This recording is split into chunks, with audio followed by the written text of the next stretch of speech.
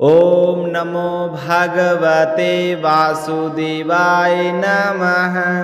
आपका स्वागत है मीनू भक्ति चैनल में। भगवान श्री हरि विष्णु की कृपा आप पर सदा बने रहे।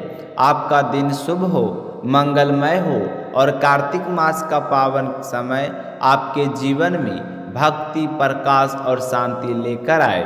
पिछले अध्याय में आपने सुना था कि महापापनी काल्हा जो अपने दुष्कर्मों के कारण अब प्रेत योनि में भटक रही थी, उसे धर्मदत्त नामक एक ब्राह्मण ने अपने कार्तिक मास व्रत का आधा पुण्य भाग देकर मुक्त किया। उस पुण्य के प्रभाव से काल्हा के सारे पाप नष्ट हो गए और भगवान विष्णु के पार्षद स्वयं उसे वैकुंठ धाम ले जाने के लिए प्रकट हुए। अब आइए उसी कथा का अगला अध्याय सुनते हैं, जो हमें यह सिखाता है कि वास्तव में भगवान विष्णु को प्रसन्न करने का उपाय क्या है। नारद जी बोले, धर्मदत्त ने जब यह दृश्य देखा तो उन्होंने विनम्र होकर कहा, हे देवदूतों, बताइए ऐसा कौन सा साधन है जिससे श्री विष्णु शीघ्र प्रसन्न होते हैं। यज्ञदान, व्रत, तीर्थ, इन सब में श्रेष्ठ कौन है। तब विष्णु पार्षद मुस्कुराए और बोले, हे ब्राह्मण श्रेष्ठ, आज हम तुम्हें एक प्राचीन इतिहास सुनाते हैं जो ये बताता है कि श्री हरि की प्रसन्नता किससे और कैसे प्राप्त होती है। बहुत समय पहले कांचीपुरी नामक नगर में एक चोल नामक राजा राज करते थे। वे पराक्रमी, दानी और धर्मात्मा थे। उनके शासन में कोई भी व्यक्ति दुखी, रोगी या दरिद्र नहीं था।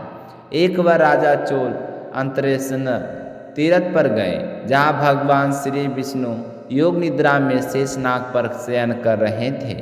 राजा ने अत्यंत भय पूजा की और रत्नों, मणियों और सुवर्णों के पुष्पों से भगवान का श्रृंगार किया। उसी समय एक ब्राह्मण आए, विष्णुदास नाम से प्रसिद्ध थे। उनके हाथ में केवल तुलसी दल और जल का पात्र था। वे विष्णु सूक्त का पाठ करते हुए भगवान के चरणों में पहुँचे और तुलसी से भगवान की पूजा करने लगे। तो राजा ने देखा कि उनके भव्य रत्नों से सजी पूजा अब तुलसी दल से ढक गई है। वे क्रोधित हो उठे और बोले, अरे ब्राह्मण, तू दरिद्र है, तुलसी जैसे साधारण पत्तों से मेरे रत्नों की पूजा को क्यों बिगाड़ रहा है। तो विष्णुदास ने शांत स्वर में कहा, राजन, तुलसी भगवान की प्रियतम है। रत्नों का मूल्य स्वर्ण का आंका जा सकता है, पर तुलसी दल का मूल्य भक्ति से आंका जा सकता है। आपको धन का गर्व है, परंतु मुझे हरि भक्ति का गर्व है। राजा ने हंसते हुए कहा, अच्छा, तो देख लेते हैं किसकी भक्ति अधिक प्रभावशाली है। जो पहले भगवान के दर्शन पाएगा वही सच्चा भक्त कहलाएगा। ऐसा कहकर राजा अपने महल लौट गए और महर्षि मृदुल को आश्चर्य बनाकर एक विशाल यज्ञ प्रारंभ किया। वही विष्णुदास मंदिर में ही रह गए। वे कार्तिक और माघ दोनों मासों में व्रत रखते, तुलसी की सेवा करते, एकादशी का पालन करते और हर क्षण श्री हरि का नाम स्मरण करते। उनके लिए संसार में हर प्राणी के भीतर केवल विष्णु ही विष्णु थे। एक दिन की बात है, विष्णु ने नित्य कर्म के बाद भगवान के लिए भोजन तैयार किया, पर कोई अज्ञात व्यक्ति वह भोजन चुरा ले गया।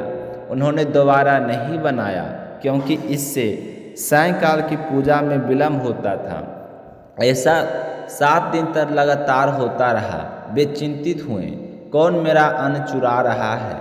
परंतु फिर सोचा, यदि मैं दोबारा भोजन बनाऊंगा तो नियम टूटेगा। भोजन बिना भोग के खाना तो अधर्म होगा। आज 7 दिन से उपवास है, पर फिर भी नियम नहीं छोड़ूंगा। 8वें दिन उन्होंने भोजन बनाकर छिपकर देखना आरंभ किया। इतने में एक दुर्बल भूखा चंडाल आया और भोजन उठाने लगा। तो विष्णुदास का हृदय करुणा से भर गया। वे बोले, भैया ठहरो, सूखा मत खाओ, ये घी भी ले लो। यह सुनकर चंडाल भयभीत हो भागा और कुछ ही दूरी पर मूर्छित होकर गिर पड़ा। विष्णुदास दौड़े और अपने वस्त्र से हवा करने लगे और तभी उन्होंने देखा चंडाल का रूप बदल गया। सामने साक्षात श्री हरि विष्णु शंख चक्र गदा और पद धारण किए खड़े हैं। तो विष्णुदास विस्मित हो गए, आंखों में अश्रु झरने लगे, वाणी रुद्र हो गई। भगवान विष्णु ने उन्हें अपने हृदय से लगा लिया और बोले, हे प्रिय भक्त, मैं तेरा परम परख रहा था। तूने नियम, करुणा और भक्ति तीनों को एक एक साथ निभाया। अब तू मेरे समान रूप धारण कर बैकुंठ में निवास कर। यह कहकर भगवान उन्हें अपने विमान में बिठाकर बैकुंठ ले गए। उधर राजा चोल अपने यज्ञ में व्यस्त थे। उन्होंने आकाश में देखा कि विष्णु दास बैकुंठगामी हो रहे हैं। वे आश्चर्य से भर गए और बोले, जिस ब्राह्मण से मैंने स्पर्धा की वह तो हरि का प्रियतम बन गया। मैंने यज्ञ, दान, ब्राह्मण सेवा सब कुछ किया, फिर भी मुझे दर्शन नहीं मिले। अब समझ आ गया है, दान और यज्ञ नहीं, केवल भक्ति ही श्री हरि को प्रसन्न करती है।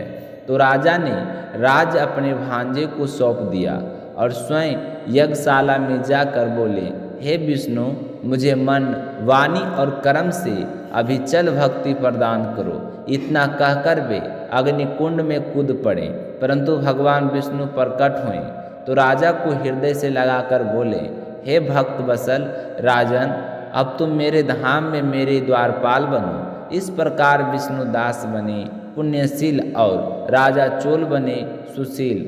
दोनों भगवान के पार्षद बनकर सदा वैकुंठ में निवास करने लगे। तो प्रेम से बोलिए, विष्णु भगवान की जय हो, माता पार लक्ष्मी की जय हो।